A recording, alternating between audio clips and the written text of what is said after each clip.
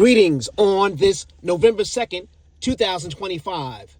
You're listening to OpenLine WBLS in New York on GuardianChronicle.com. And the community. The power is in your hands. 107.5 WBLS HD1, New York.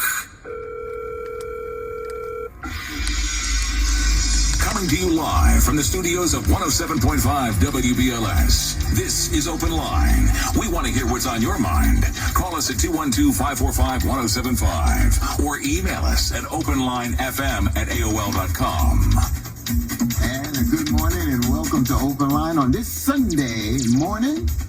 And you know what day it is. It is November 2nd from the Soul and the Talk of New York, 107.5 WBLS. And there is a lot happening here this morning, here on going on here in New York City.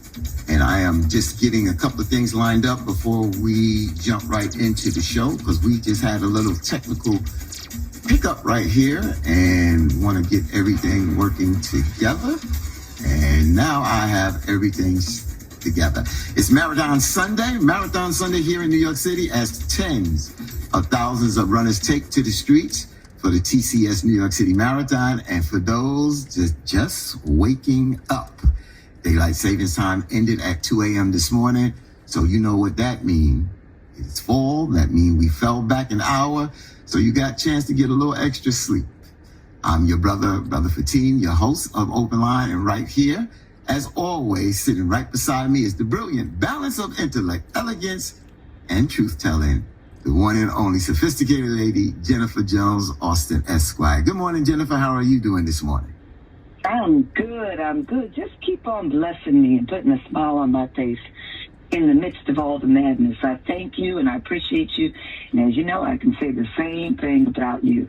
Good to be with you this morning and ready for a very critically important set of conversations today. So glad to be here. Exactly. We have a fast-moving show this morning. And, of course, like I said, you run into those last little bit of gremlins, as Bob Slade used to say. But we worked through them. Also joining us here on Open Line every first Sunday of the month is our special guest co-host. We call him the fourth answer, the professor, Dr. Ron Daniels. He's the president of the Institute of the Black World 21st Century, convener of the National African American Reparations Commission, and host of Vantage Point on WBAI 99.5 FM on Pacifica Radio. Good morning, Professor. How are you doing this Sunday morning? I'm doing really good. I am really good because I've been traveling and I wasn't able to participate for a while, and now I'm back in the seat and ready to rock. But I got to tell you, that Jennifer Jones Austin, when you work for her, is hard. And and Brother Fatin, you didn't tell me. I know she's a sophisticated lady, but we hosted the New York Reparations Commission in her office. Lord, have mercy. Woo. When I grow up, I want to grow up and be just like Jennifer Jones Austin. What a beautiful, powerfully done office. And so it is so great to be with the both of you. But I just got to bless Jennifer, because Lord have mercy. Like I say, when I grow up, I want to be just like her. You bless me. It's an office for the community. Everybody needs to know that. It's for the community. Sounds good. Thank you, Professor, for those kind words. And Jennifer, you well-deserved. Give people their flowers you all are good to when me. they hear, where they can smell them you and see them and observe them. So, Jennifer, you're doing a terrific job. Professor, like you said, you've been moving around. I appreciate that. And Professor, been traveling back and forth, and glad to have you back. And before we dive in, a big shout out and congratulations to the Los Angeles Dodgers, who are once again World Series champions. They defeated the Toronto Blue Jays by the score of 5-4 in 11 innings of a thrilling Game 7 last night, capturing back-to-back titles. Yes, definitely, in one of the most exciting World Series in recent memory. So, again, kudos. We want to say the Brooklyn Dodgers, but we can't say the Brooklyn Dodgers. We have to say the Los Angeles Dodgers. So, all right. right, so before we bring on our first guest who is sitting right there, ready to go, let's take a look at what's happening across New York City politics this weekend.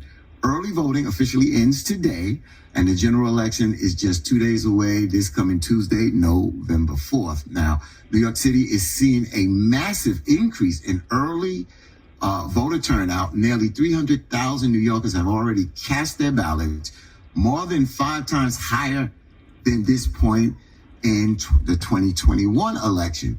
Brooklyn is leading the charge with over 92,000 votes, while Staten Island and the Bronx trail behind.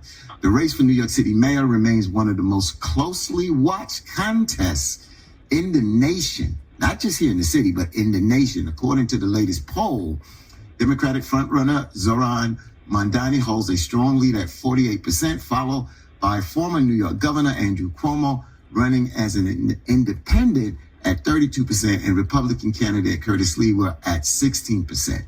Now, analysts say low turnout in Cuomo leaning areas could impact his path to victory, while Mamdani's grassroots campaign continues to energize young and working class voters across the city. But let me just tell you, these polls can say this and they can say that. But now we are actually, like I said, early voting ends today, and who shows up Tuesday will make the decision who will be the next mayor of New York City. So joining us this morning for the next 10 minutes is former New York Governor Andrew Cuomo, now making a political comeback as an independent candidate in the upcoming New York City mayoral election this Tuesday. Governor Cuomo says he is running to restore trust, safety, and accountability to City Hall and to reconnect with everyday New Yorkers. Good morning, Governor. How are you this morning? Very good. Thank you for having me. Pleasure. And great. Pleasure to be with Jennifer Jones Austin, who's my hero. Oh, you blessed me. There you go.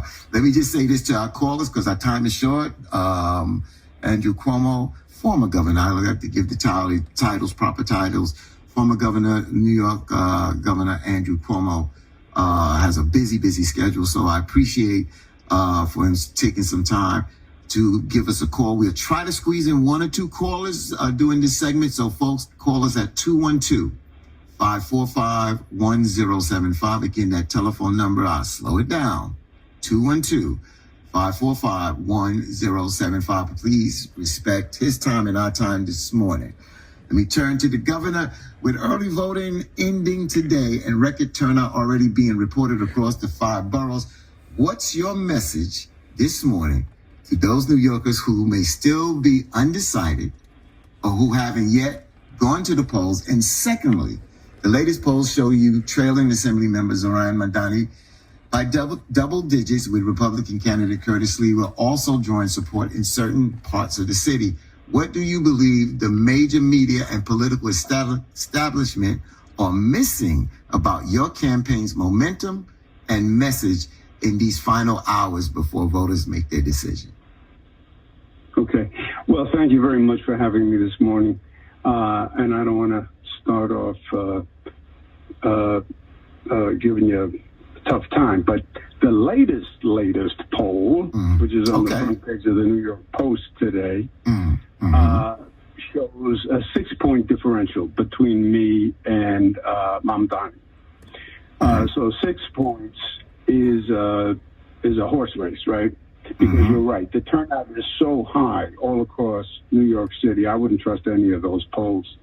But 6 points, it's a horse race. It's a toss-up. But first, I would urge everyone to vote because this election is important. The reason they're watching this election is because it's about the future of the city of New York. It's about the future of the Democratic Party. And it's a different kind of election because it's not just between 2 people or 2 parties, Democrat, Republican. It's 2 different philosophies. I'm a Democrat, son of Mario Cuomo, Democrat, worked for Bill Clinton, Democrat, supporter of Barack Obama, Democrat, Kamala Harris, Democrat. There is a Democratic Socialists of America, DSA, which is a different faction of the Democratic Party, and my opponent belongs to the Democratic Socialists. the Democratic Socialists and the mainstream Democrats have two different philosophies, and that's what you see going back and forth here. And I think now, as we get down to the close of the race, it's important to clarify the substantive differences between the two. You know, a lot of these campaigns nowadays, it's TikTok, social media, it's all about flash, and everything is in 30 seconds. You can't explain everything in 30 seconds. So I think we're coming down to it. My bottom line is, look, we need a government that actually can make change. Enough with political talk, enough political rhetoric, enough political promises. Who the heck can make change so my life is better? That's what government is supposed to be able to do. And I've spent my life literally making change in government. Excuse me. Not just talking about it, but making it happen. When I was governor for 11 years, we made major changes. Highest minimum wage in the United States of America. Highest minority women business enterprise goal in the United States of America. New LaGuardia Airport, new Kennedy Airport, new 2nd Avenue subway, new Moynihan train hall. Highest education funding in history. That's what government is about to me. It's about actually making a difference and knowing how to make a difference. Because it's one thing to talk about change, but change is hard. The opposition to change, it comes from every front. So you actually have to know how to make things happen. And New York City mayor, this is one of the toughest jobs. They say the second toughest job in the country, second to the president. You need to know what you're doing when you are in that job. I do not accept this concept of my opponent that basically his first real job is going to be mayor of New York. He was a two-term assemblyman, passed 3 bills, missed half the votes. You want experience in that seat. God forbid there's another crisis, a Hurricane Sandy, a building collapse, God forbid a terrorist attack. I have handled crises, and keeping New Yorkers safe and knowing how to handle a crisis is very, very important as a qualification for the job. And I must say that you're not giving us a hard time. You're giving us updated information. These polls are all over the place. And since New York City Mayor Eric Adams stepped out of the race, we have seen your numbers increase and move, and has given you some momentum there. So you're not giving us a hard time. We just present it as is. Let me go to Sister Jennifer and then to Professor Ron Daniels and see if we can get a quick call in before we have to let you go. Jennifer? Good morning, Governor. Always good to talk with you. So you centered a lot on change, and, you know, what they say is driving the Mamdani momentum is this sense that we need change like we haven't seen before. And people, I think, are leaning into this, into Democrat socialists, because they advance things like free public education, universal health care, single payer health care, things like that. Help us to appreciate, one of the things that we keep hearing is, well, he doesn't have experience, you have experience. Then people counter, well, Barack Obama didn't have experience. Tell us you're the person in this moment to usher in the change, when change is the very thing people are looking for, and they feel like they're getting, not necessarily with you, but just with the Democrat establishment overall, more of the same. 100%. And thank you. You're right.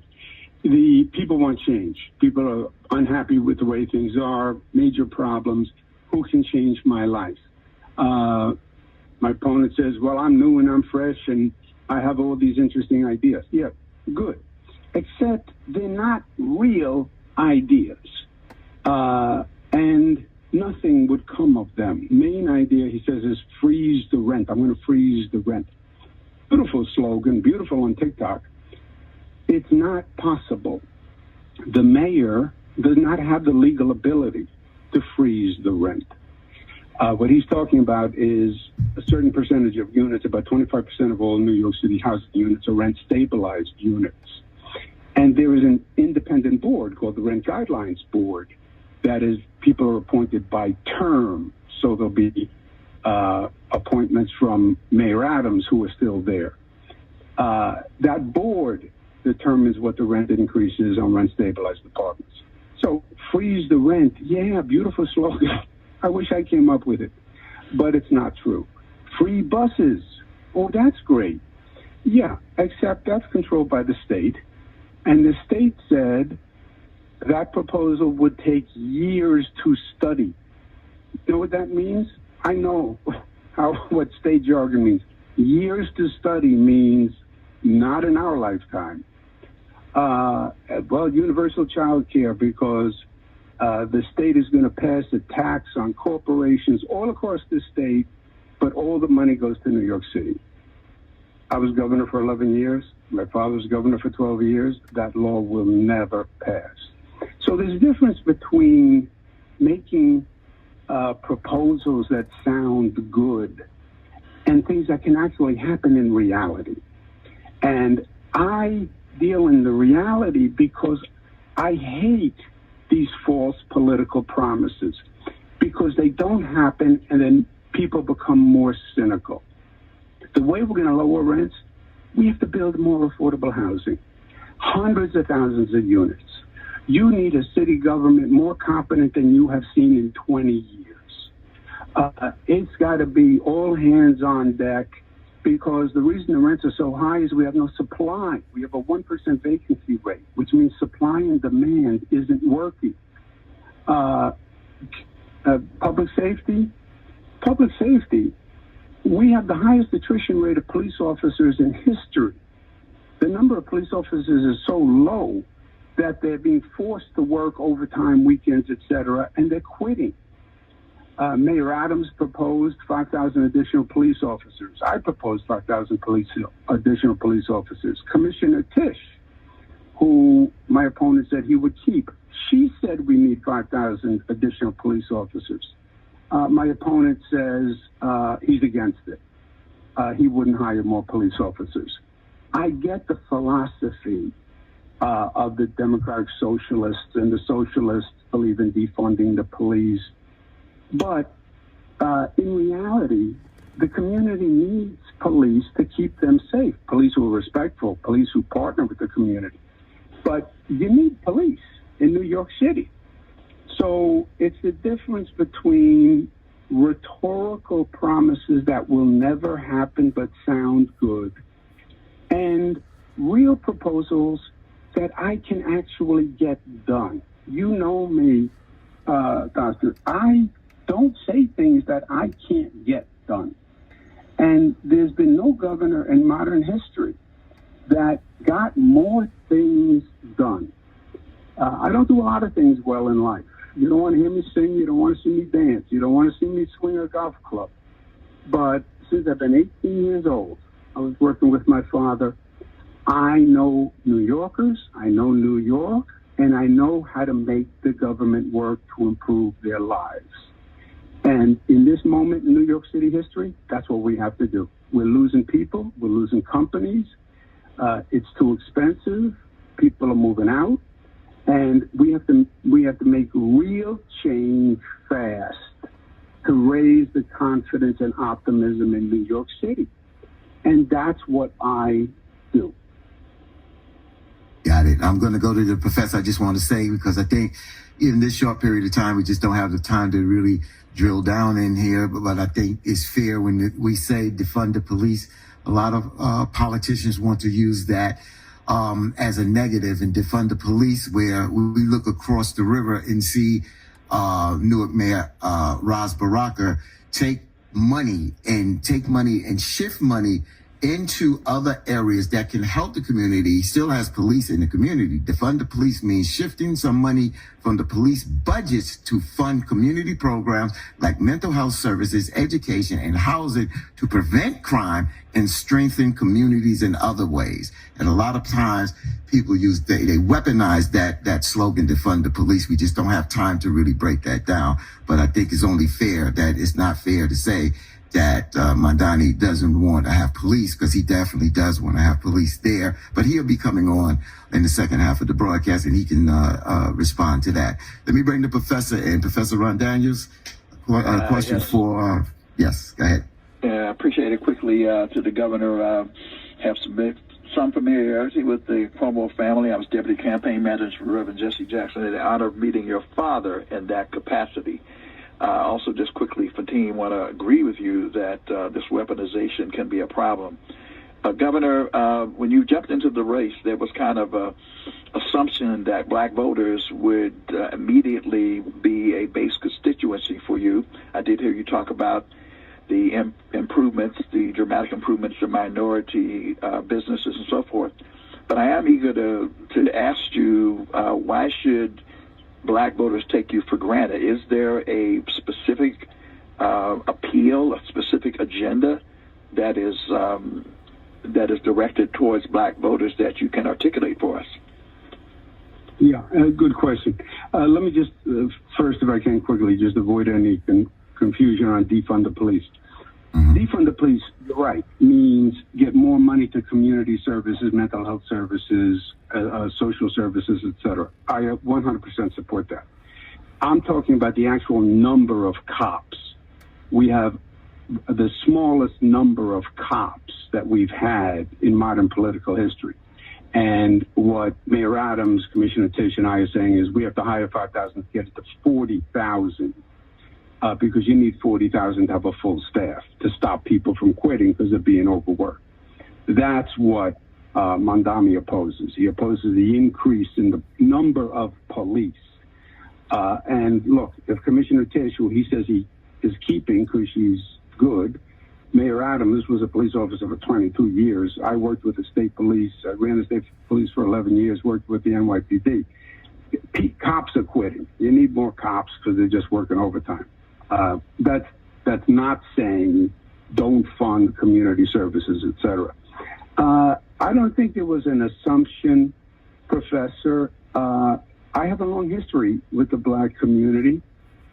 Frankly, goes back to the time I ran my father's campaign. I was 23 years old, and we have a 40-year relationship where they worked with my father as governor, and his programs and priorities and what he did with the black community, Harlem, UDC, different educational programs, different economic development programs.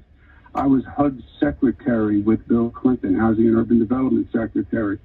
Worked with the black community all across the country on discrimination, sued the Ku Klux Klan, was the most aggressive enforcement of fair housing. The Fair Housing Act, which stops discrimination, was passed as a tribute to Martin Luther King, Dr. Martin Luther King. And as governor, yes, I focused on programs that help the black community, and I'm proud of that relationship. And I delivered for them, and that's where it comes from. I'm a white guy, as you know, but our relationship is built on 40 years of interaction and, frankly, fighting for the black community, fighting against discrimination, fighting for more housing, more economic opportunity, more education. That's been a core of my belief from day one. And I think that's why I have such a strong connection with the black community. It's 40 years. Okay. All right. Let me see if we can get one or two quick calls in here, because we know that the former governor has to run this morning. But let's go to line one and bring Alan calling us from Brooklyn this morning. Good morning, Alan. Welcome to Open Line. Your question for former Governor Andrew Cuomo. Good morning to you, and good morning to the governor and the others on the panel. I just want to ask the governor, I know that the topic, and people are talking about experience. I think that New York needs someone who can really tackle the problems in New York. So the first question I have to you, I know that whether it's you or your rival, whoever wins is going to be a situation, and we are concerned of how are you going to handle the situations with the immigrants in New York City as a migrant state. And also, I know you expound on the housing situation, which you have great experience with. So we want to ask you, how are you going to deal with that? Because we just don't want someone just talking. We want to get facts and get things done. So we want to hear from you. What is your position on that? Thank you, Alan, for your call. Thank you, sir. Thank you very much for that question. You're exactly right. First issue, affordable housing. Build more affordable housing. Well, why haven't you done it? Right now, it takes you 4 years to get a building permit in New York City. 4 years, where you have to pay lawyers, engineers, etc. I built LaGuardia Airport in 4 years. Thank God I didn't need a permit. Or if I didn't need a permit, I didn't know I needed a permit. But anyway, it can't take that long. You have to change the whole approach where you're working with private sector, not-for-profits, faith-based communities, find vacant sites, and hundreds of thousands of units. I also, on the housing that is government subsidized, I want a preference for people in the community. These gentrifiers are coming in and they are destroying the characteristic of communities all across this city. Many of them black and brown, that had great history, great culture, and these gentrifiers are coming in and destroying that fabric of that community. So the housing we build, I want to make sure has a preference for people from that community. NYCHA, I was HUD secretary. I ran public housing all across the country. I rebuilt the Chicago Housing Authority, which was the worst in the United States. NYCHA has tremendous opportunities. We have buildings that are 50, 60 years old. Stop patching up buildings that are 50, 60 years old. Nobody does that. Take them down, build them new, and protect the tenants. And you can even build additional units on a lot of these NYCHA sites. But you have to know how to do it, is my point. Freeze the rent. Yeah, it's a cute slogan. It's not going to build you a single unit or save you a single unit, so help me God on this Sunday as I'm about to go to church. So, yes, I know how to do it on housing, and I will do it on housing. What was the second part of your question? He was just talking about other promises dealing with, like you just answered, about housing and keeping your promises. On the question, yes. Mm-hmm. Yes. Also, remember this. This next mayor is walking into a hornet's nest. This city has fiscal problems. We have divisiveness in this city right now with a lot of tension. We have a president in Washington who is attacking this city on a daily basis. Dealing with Trump is going to be a major task for this mayor. I was governor. Trump was president. I fought with him every day. People saw it. It was on national TV. He was going to send the National Guard into New York. I opposed it. We won. 20 cities had the National Guard, the first Trump administration. New York never had it. He sent ICE into New York. I went down to Washington and fought with him. It didn't happen again. So I have done battle with Trump, and I have won. And I'm not saying we're going to win every fight, but he knows that if he's going to mess with us in New York, it is going to be a battle. And we have a very good track record in dealing with it. This theory of these mayors and, well, we're going to sue Trump. If he does that, we'll sue him. Go ahead and sue him. The man gets sued 10 times before he gets out of bed. What do you think? It doesn't bother him to get sued, and then you wind up in court for 2 years and nothing happens. That's what California's doing that. Chicago's doing that. We're going to sue him. Don't forget suing him. Suing him doesn't stop him. You have to stop him. You have to go down there, get in his office, look him in the eye. He's a New York City, Queens guy. He puts his finger in your chest. You have to put your finger right back in his chest, harder. That's the way to get him to back off. I've done that, and I can do it again. And dealing with Trump and these Trump cutbacks and ICE and the migrant policy is on a number 1 or 2 on the task for the next mayor. And yes, I'm a fighter, because you know what? I'm a fighter. And I fight for the people of New York.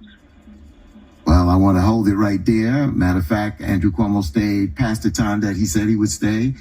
And we appreciate that. I apologize that we couldn't get to all the calls. We tried to squeeze them in because this was only supposed to be about 10 minutes. And thank you for staying that long. And we expected to speak with Zoran Mondani. He will have the same amount of time as you had, Mr. Cuomo, for coming on. And we wish you the best. Wish you the best with the results coming up this coming Tuesday here. And we thank you again for joining us. And good luck moving forward as we approach Election Day this Tuesday. Thank you. I ask you for your vote. I won't let you down. Professor, pleasure to be with you. Jennifer Jones-Austin, Esquire, I love you. Thank you very much for having us. All right, thank you. Love you. Bye-bye. Thank you, Governor. Appreciate it, folks. What we're going to do, we're going to take a break. And when we come back, we're scheduled to speak to Assemblymember Zoran Mondani to hear his last pitch as those folks that are undecided and have not cast their vote. You're listening to Open Line right here on 107.5 WBLS. We'll be right back after these messages.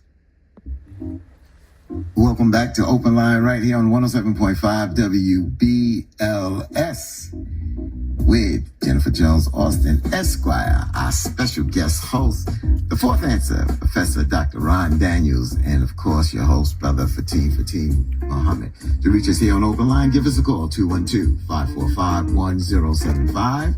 You can reach us on Facebook or X by going to WBLS 1075 NYC. We are streaming live at WBLS.com. A couple of quick announcements coming up is our conversation will continue on Open Line Online coming up at 9:10 a.m. streaming live on WBLS's Facebook page at facebook.com/WBLS 1075 NYC. We'll keep that discussion going from today's on air show with the top news stories and more with the Open Line Online team of Bobby Childs, Jamie Harris, Sabrina Lamb, Larry Hammond, of course, myself, Brother Fatim. Then continuing on air will be Sunday morning with Reverend Al Sharpton coming up at the top of the hour at 9 a.m. to be followed by the legendary Emotep Gary Bird with Express Yourself. So, folks, as we just spoke with former New York Governor Andrew Cuomo, and he was scheduled for 10 minutes, and we also scheduled New York Assembly Member Zoran Mondani also for 10 minutes. But Andrew Cuomo went for about 20 plus minutes. So Zoran Mondani has the same amount of time, unless he has to go, but he has the same amount of time as Andrew Cuomo. So let's go ahead and jump in here. So as we continue our coverage leading up to this Tuesday's historic New York City mayoral election, early voting wraps up today, and the momentum on the streets is undeniable. Nearly 300,000 New Yorkers have already cast their votes, which is a record-setting place.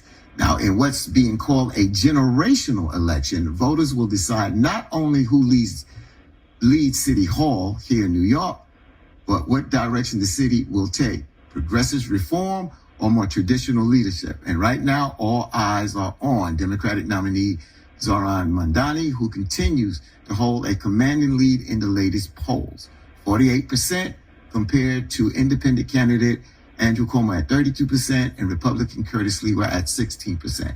Now, as you just heard, Andrew Cuomo said a latest poll that came out that's on the front page of the New York Post that Zohran Mamdani is leading now by only 6 polls. And we know, as Jennifer Jones has said, these polls can be all over the place.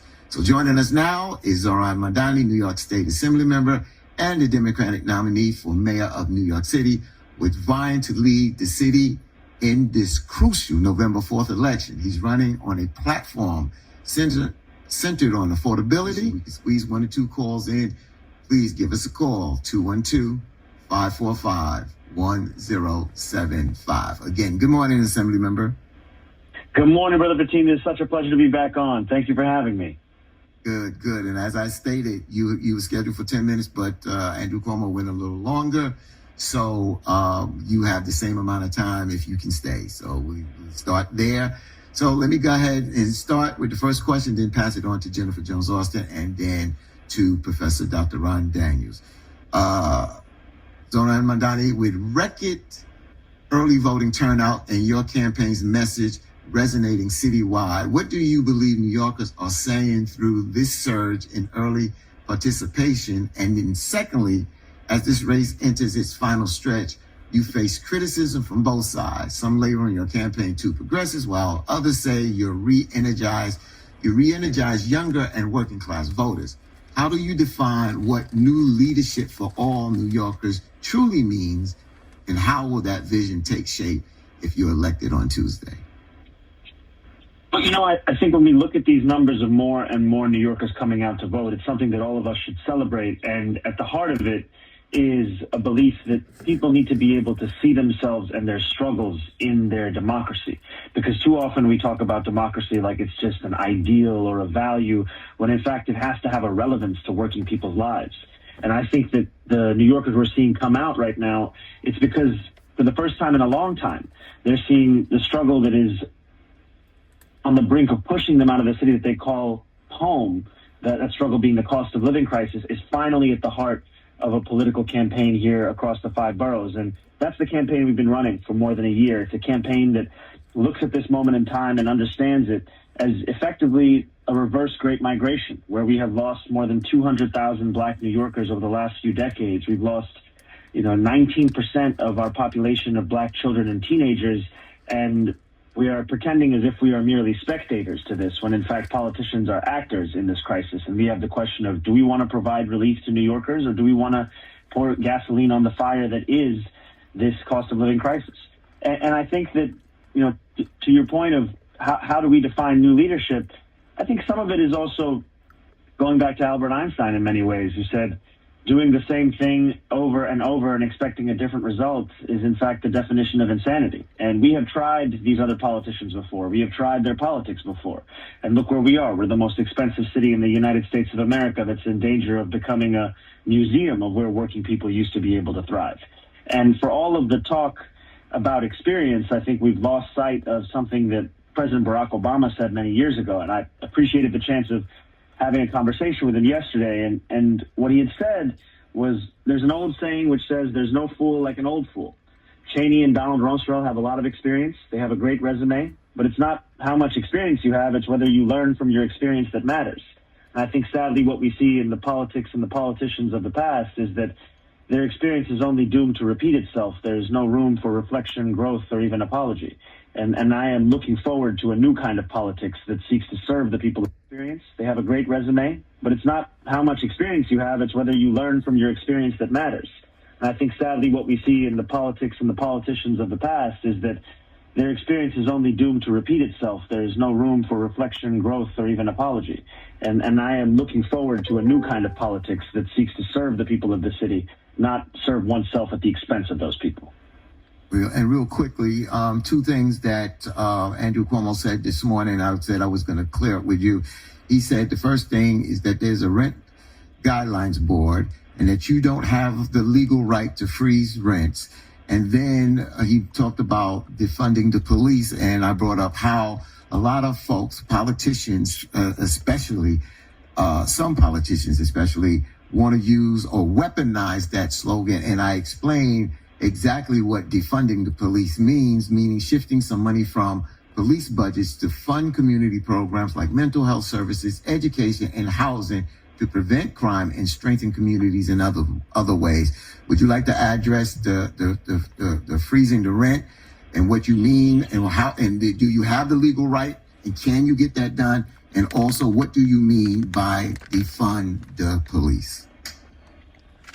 You know, I think Andrew Cuomo spends more time telling all of us what he can't do, and really it's more of a reflection of what he doesn't want to do. The Rent Guidelines Board is composed of 9 members, all of whom are appointed by the mayor. This is the same board that under Bill de Blasio froze the rent 3 times. Now, we've seen Eric Adams use that same board to increase the rents by more than 12%. And not only is there a legal right, but there's also an imperative to actually follow the data. Last year, the Rent Guidelines Board did a study where they found that of the close to 2.5 million tenants in New York City of such units, the median household income was $60,000 a year. Meanwhile, the landlords of those units saw a 12% increase in profits. And this is a reflection of the fact that there is both feast and famine happening all at once, and it's incumbent upon us to provide relief just in following those numbers.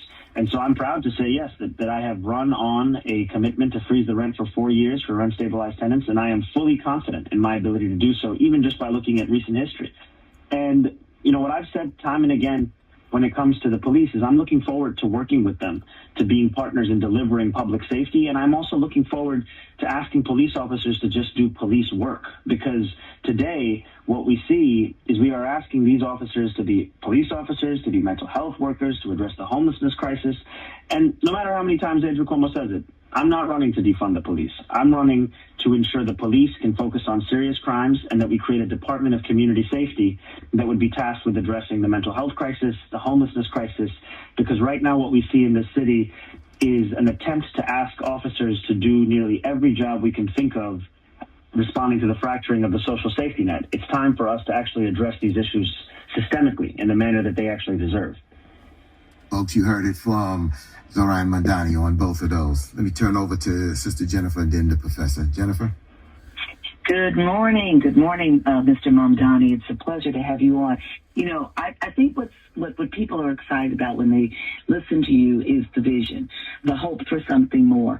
And often we hear people say, oh, but he's a Democrat socialist, and then they ascribe like negativity to that.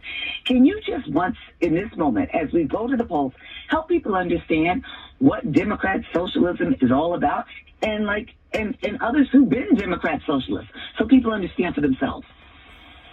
I really appreciate that, Jennifer, and I also just have to say I've so appreciated over the course of this campaign having the opportunity to learn from leaders across this city who've actually shown what it could look like for people to have faith in those that are supposed to lead them, and I've truly been grateful to include you in that example and learn from you over the course of this campaign. And I think that one of the points at the heart of it, the heart of your question, is what exactly is democratic socialism? And I often go back to the quote from Dr. King, who said decades ago, call it democracy or call it democratic socialism, there must be a better distribution of wealth for all of God's children in this country. And as much as fear-mongering as Andrew Cuomo will engage in these final days of the election, I would not even be the first democratic socialist or the first member of the Democratic Socialists of America to be the mayor of New York City. The previous one was actually Mayor David Dinkins.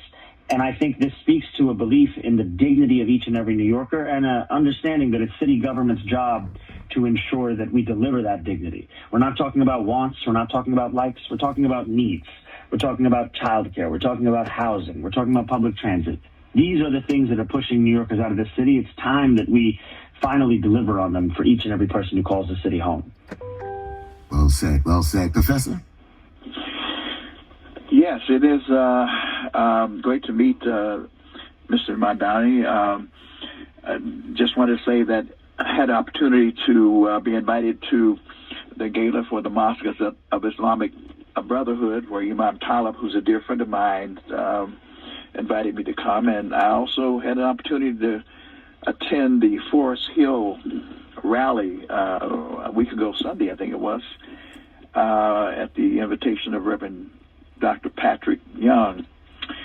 And I guess my concern is, and I raised this concern with Governor Cuomo as well, and I certainly unite with the idea around democratic socialism. And King talked about, loving socialistic ideas in terms of policy. So we really need to get over this boogie person that is being used. But I want to talk about the sort of one of the issues with democratic socialism, or socialism in general, at least historically, that black people have had is a de-emphasis on race. And when I talked to former Councilman and Assemblyman Charles Barron, and I asked him about you, and he said, well, good guy, good ideas and so forth. He said, but where's the black agenda? And so I'm wondering whether you could speak to that in terms of, with some specificity, because I didn't hear much about that in terms of at the rally. And you're also running on the Working Families Party as well. And this is a sort of a party that's centered in black and brown people. And I didn't see any emphasis really on the Working Families Party. I saw Democratic Socialists there and have no problem with that. It's almost an infomercial, but no acknowledgement of the Working Families Party or its leadership was on the stage. So that was a little concerning to me. If I may just quickly interject, we need, in the interest of time, we just have to appreciate, we didn't get this detailed with Governor Cuomo, so we don't know where he stands as well. I just think it's important to note that. I'm proud, as you said, Professor, to be endorsed by the Working Families Party and to be on two different ballot lines for this general election. And I think that there's one thing I would also just say is another quote to describe, as you said, democratic socialism comes from David Dinkins himself, who says the tradition of democratic socialism tells us that the accident of birth must never condemn a human being to poverty, sickness, or lack of hope. And that's at the core of it. And I think the other aspect that I've often found in our politics is there's a tendency to try to reinvent everything oneself so that you can claim it as if it is your own achievement. And when I came into this race, I was lucky enough that I could see the work my colleagues had already done on black legislative agendas, whether it would be Council Member Crystal Hudson or it would be Assemblywoman Chantel Jackson, or it would be so many other colleagues at the city and state level who have put forward a vision of what it can look like to actually focus on the struggles that black New Yorkers are facing. And we have taken from those agendas to inform our own policies. And a few of them speak to the crisis in home ownership, where since 2015, we have seen 3,500 instances of deed theft, predominantly targeting older black New Yorkers.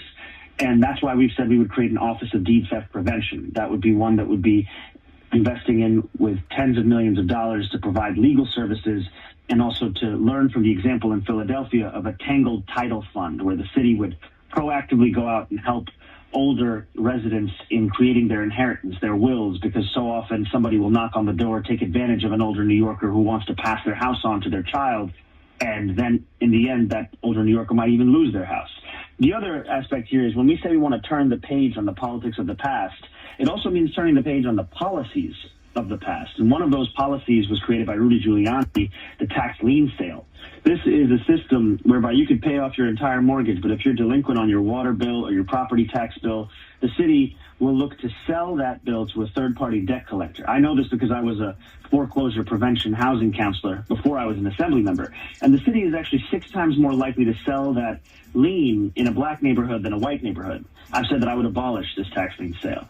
And the last thing I'll just mention here is that when so many black mothers go into the hospital for what should be one of the greatest days in their life, the birth of a child, they are instead having to face a system of discrimination where New York City has a higher rate of discrimination than a national average, where black women are 9 times more likely to face maternal mortality than white women. And so one of the key parts of this is postpartum. And we've seen effective ways in which to treat this, and one of them being not only increasing doula access, not only increasing funding for many of our public hospitals, but also to institute a program called Baby Baskets, where you would supply parents of newborn children across New York City, of which there will be 125,000 next year, with a basket that has resources and information and has been proven effective at increasing the mental health of parents and increasing their connection to the services that would be benefiting them and assisting them in a time when right now they are often being told it is all to be done on your own. And I'm glad that you ended there because our time has run out.